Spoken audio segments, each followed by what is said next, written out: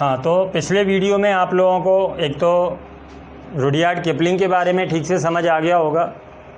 साथ में ये जो पोएम है उनकी, उसका जो फर्स्ट स्टेंजा है, तो इसका जो शाब्दिक अर्थ है, इसका जो भावार्थ है, वो दोनों आपको ठीक से समझ में आ गए होंगे। और मैंने पिछले में आपको जो राइम पैटर्न है वो भी यहाँ बता दिया था कि इस पोएम का जो राइम पैटर्न है वो आपका ए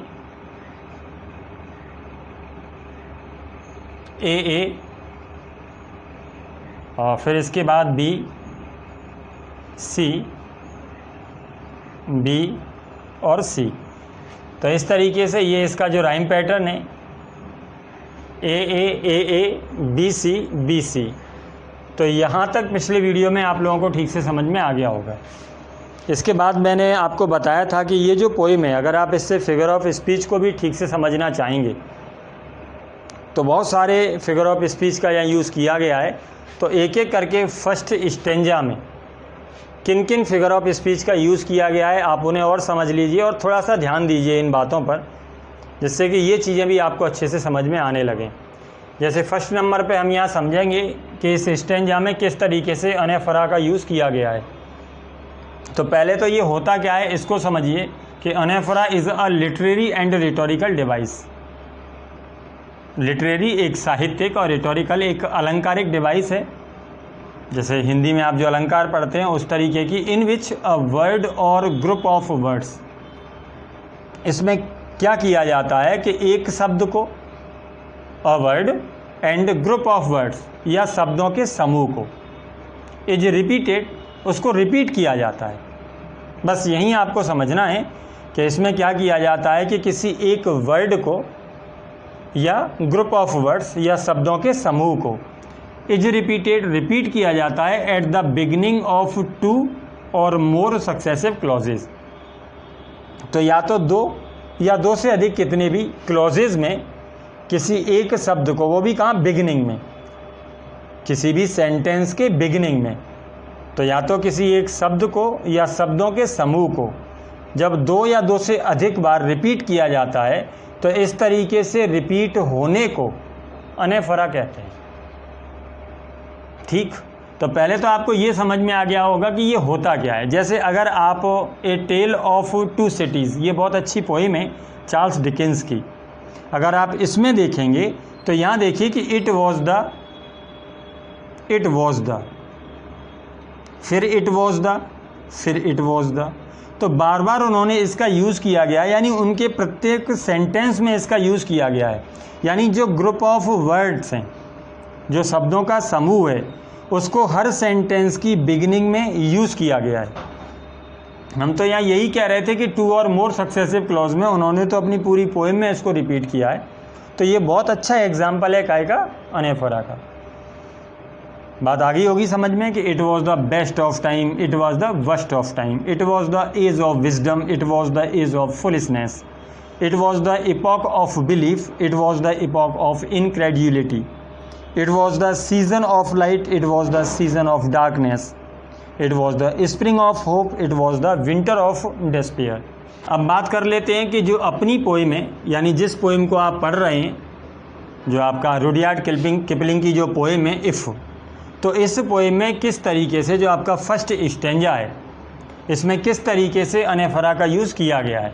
जैसे अगर आप यहाँ देखते हैं कि इफ़ यू कैन, फिर देखें जो थर्ड लाइन है इफ़ यू कैन, इसके बाद देखें इफ़ यू कैन, तो यहाँ भी उन्होंने क्या किया है कि जो ग्रुप ऑफ वर्ड्स है उसको beginning of a sentence use किया गया है, टू और मोर सक्सेसिव क्लॉजेज।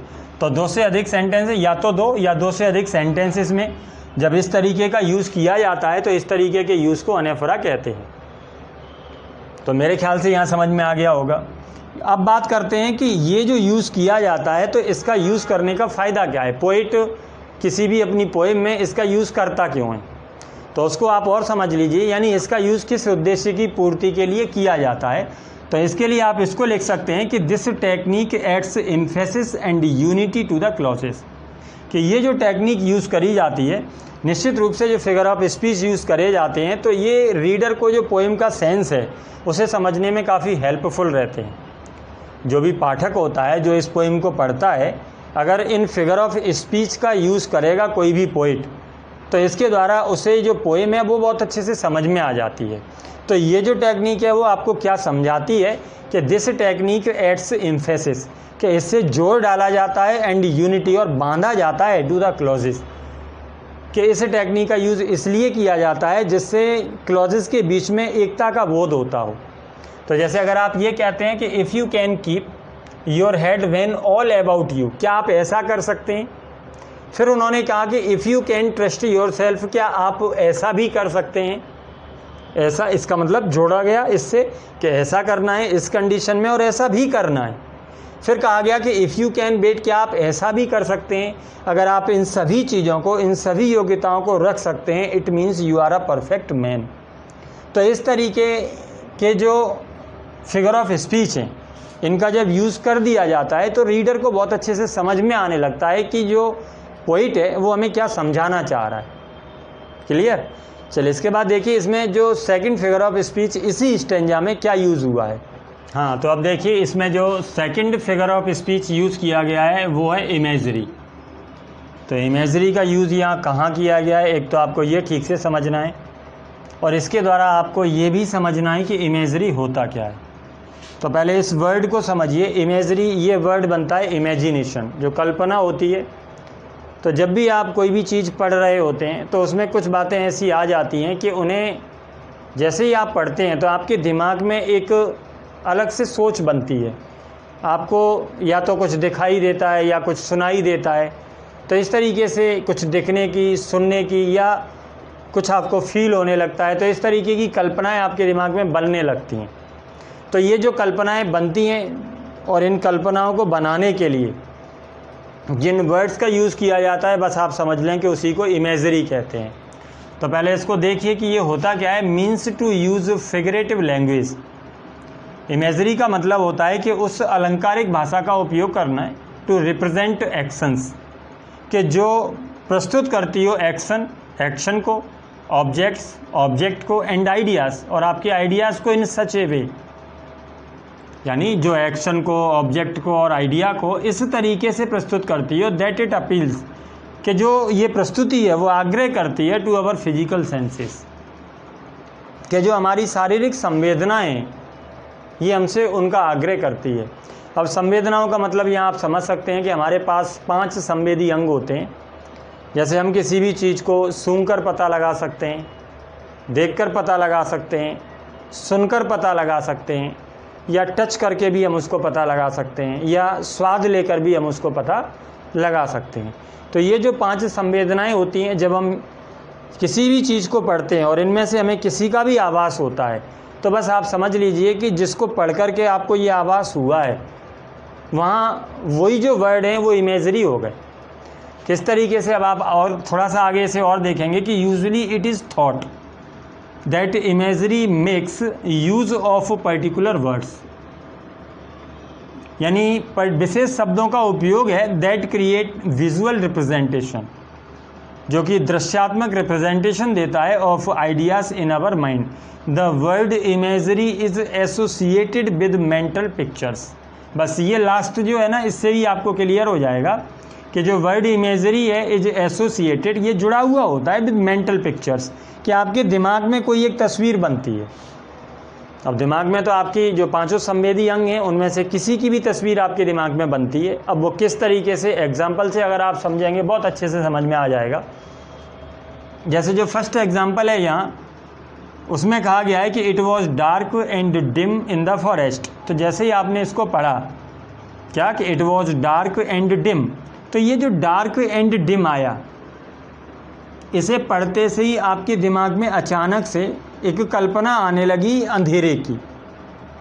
इसका मतलब कुछ ऐसा दृश्य आपके सामने आया जो अंधेरा था, यानी ये जो चीज़ है वो एक दृश्य को आपके दिमाग में, दृश्य की कल्पना आपके दिमाग में ला रही है।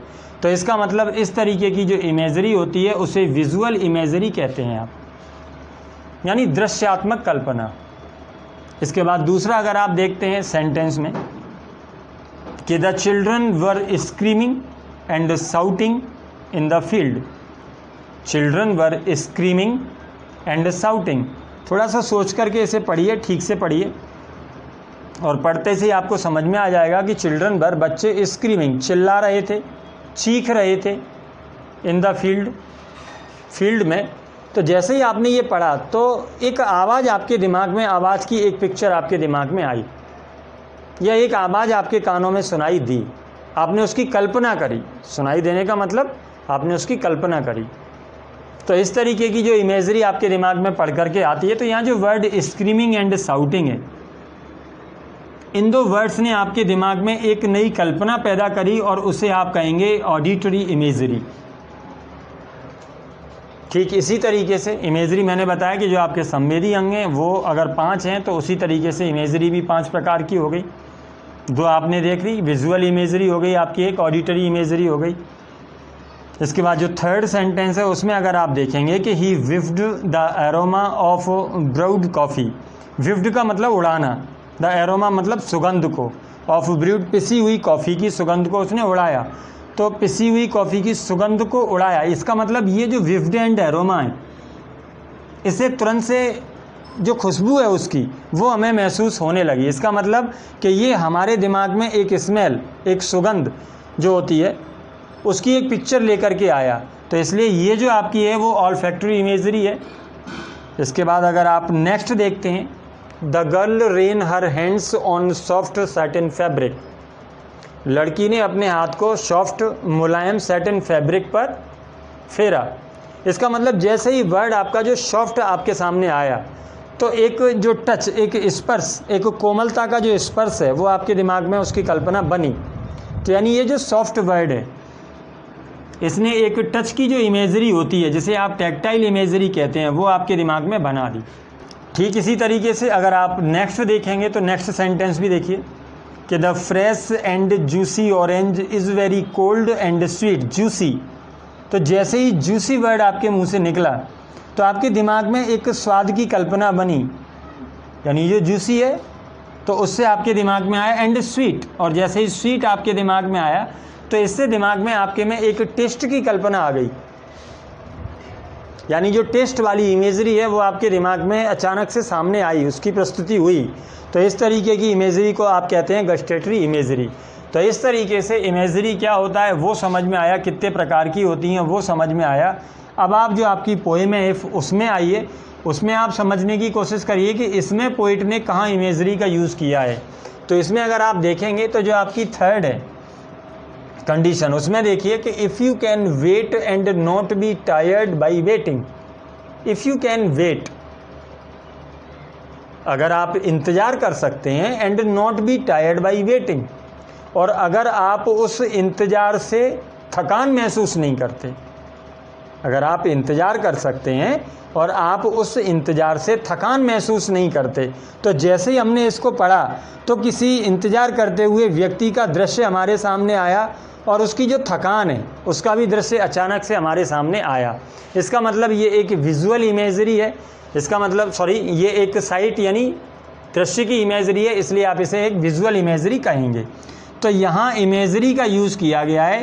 तो इस तरीके से हम कह सकते हैं कि इसमें एक तो अनेफरा का यूज़ किया गया, ये जो स्टेंजा है, दूसरा इसमें इमेजरी का भी यूज़ किया गया।